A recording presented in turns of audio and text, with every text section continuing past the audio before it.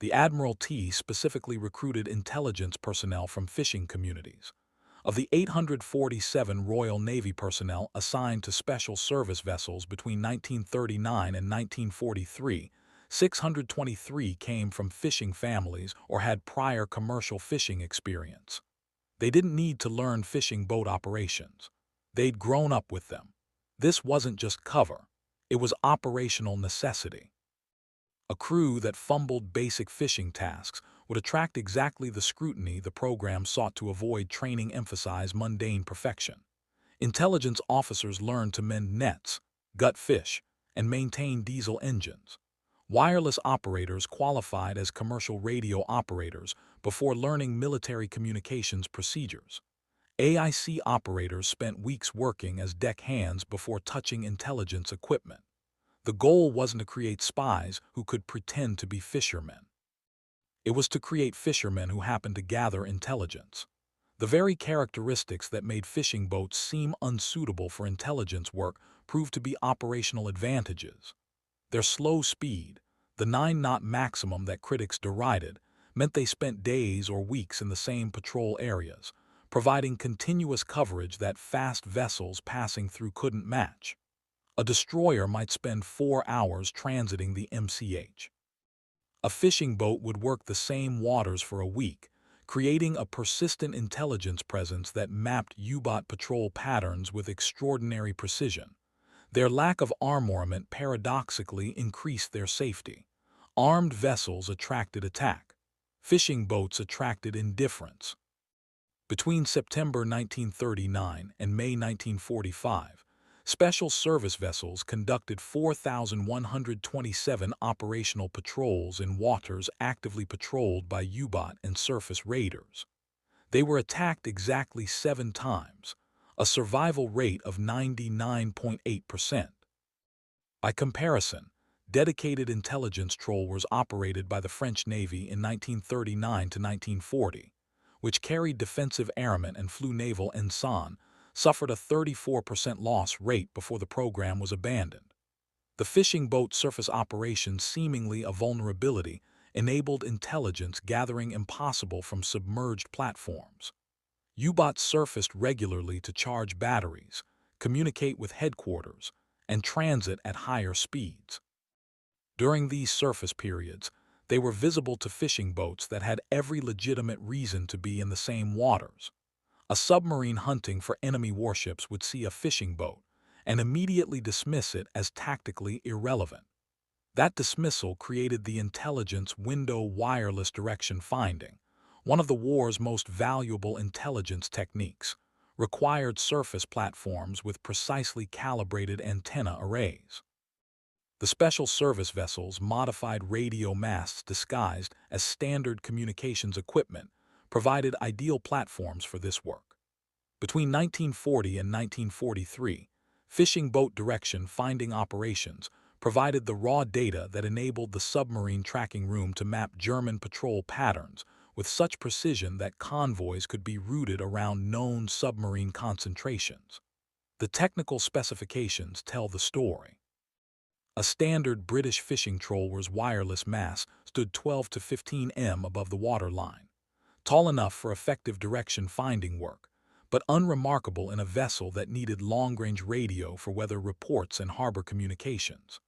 The modified masts on special service vessels added only 80 cm of height, fitted with additional stays that appeared to be structural reinforcement, but actually held the direction-finding loop in precise orientation.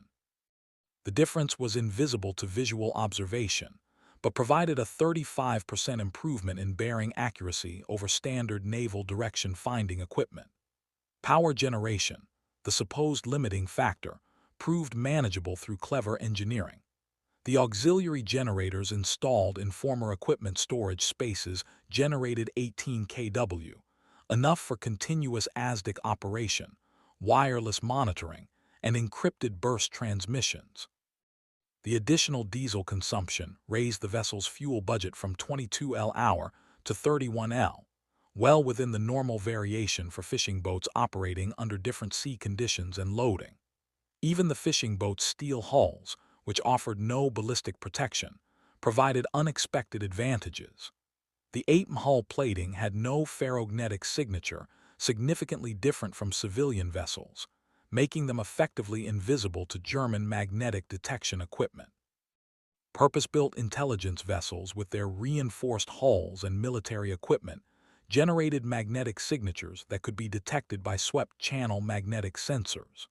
Fishing boats passed through these defensive zones without triggering alarms because their magnetic signatures matched the thousands of civilian fishing vessels that transited the same channels every year. By mid-1940, the Special Service Vessel Program success led to mission expansion. The vessels that began as passive intelligence gatherers evolved into active participants in anti-submarine warfare. The turning point came in May 1940, when Northern Dawn detected U-13 on the surface in the MCH, transmitted its position, and maintained contact for 7 hours until HMS Walpole arrived to engage the fishing boat's persistent presence, completely unthreatening to the U-boat commander, enabled the destruction of a submarine that might otherwise have escaped. This success prompted a tactical evolution. Special service vessels began carrying concealed depth charges in fish holes, ready for deployment if a U-boat surfaced within range. The depth charges were stored in containers identical to the wooden boxes used for storing fishing gear, with quick release mechanisms that allowed deployment within 90 seconds. The vessels didn't hunt U-boat. That would have compromised their cover, but they could attack targets of opportunity when circumstances permitted. The first such attack occurred on the 17th of August 1940, when Cambridge Share encountered U-57 on the surface 8 mi off Barhead. The U-boat had surfaced to repair a damaged diesel exhaust and was stationary with crew members visible on deck. Sublieutenant Clemens made the decision to maintain fishing operations whilst maneuvering to within 400 wide close enough for depth charge deployment. At 5:20 hours, Cambridge released 6 depth charges set for 50 FT detonation whilst maintaining the appearance of normal fishing operations. The explosions damaged U-57's pressure hull, forcing it to the surface where it was engaged and sunk by RAF Coastal Command aircraft, responding to Cambridge's radio alert. German after-action reports from U-boat commanders who survived special service vessel attacks reveal complete confusion about the nature of the threat. A report from Captain Lieutenant Wilhelm Kleinman, commander of U-11, which survived a depth charge attack in the Irish Sea in November 1940, describes sudden explosion, source unknown, and speculates about British mines or a new type of aerial bomb. The possibility that a fishing boat had attacked his submarine literally didn't occur to him. By 1942, special service vessels had expanded their mission to include minefield reconnaissance. German magnetic and acoustic mines posed significant threats to convoy routes, but their precise locations remained uncertain. Fishing boats, which could legitimately operate in shallow coastal waters where naval vessels rarely ventured, became ideal platforms for mapping mine distributions. They carried modified AIC sets tuned to detect the distinctive magnetic signatures of bottom mines, creating detailed charts of German defensive minefields without arousing suspicion. The technique was devastatingly effective. Between January 1942 and June 1943, special service vessels mapped 37 separate German minefields around the British coast, providing intelligence that enabled minesweepers to clear 847 individual mines. The fishing boats conducting this reconnaissance sailed through waters that German intelligence believed were effectively defended, because defensive strategy assumed that any vessel conducting reconnaissance would be obviously military, and therefore targetable. Fishing boats were civilian vessels conducting legitimate business, even when that business included precisely mapping the positions of naval mines. Perhaps the most remarkable aspect of the Special Service Vessel Program was its sustained operational security.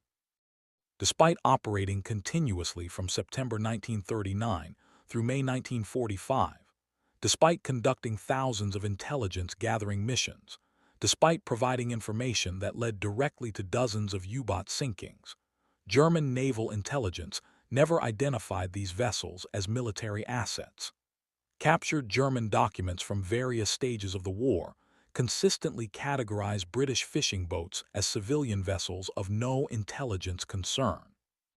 Marine Intelligence Summary from December 1942, 3 full years into the program, notes that British fishing operations continue in traditional areas despite U-boat activity, demonstrating either remarkable courage or remarkable stupidity from civilian fishermen. The possibility that these were intelligence operations never appears in German assessments. This blindness wasn't due to German incompetence. Marine intelligence services were sophisticated and effective. They successfully identified numerous British intelligence operations, including several genuinely secret programs. They simply couldn't conceive that fishing boats, vessels so completely ordinary, so perfectly mundane, could be military assets. The cognitive framework that served German intelligence well in identifying unusual activities made them blind to threats hidden in perfect normality. The program maintained security through absolute consistency. When crew members went ashore, they behaved exactly as fishing crews behaved. They drank in the same pubs, complained about the same things, and maintained the same relationships with civilian fishing communities. Special service vessels were maintained at the same civilian repair yards that serviced commercial fishing fleets. Their intelligence equipment repairs happened at night, conducted by Royal Navy technicians who arrived without uniform and departed before dawn. Even the vessel's financial arrangements maintained civilian appearance.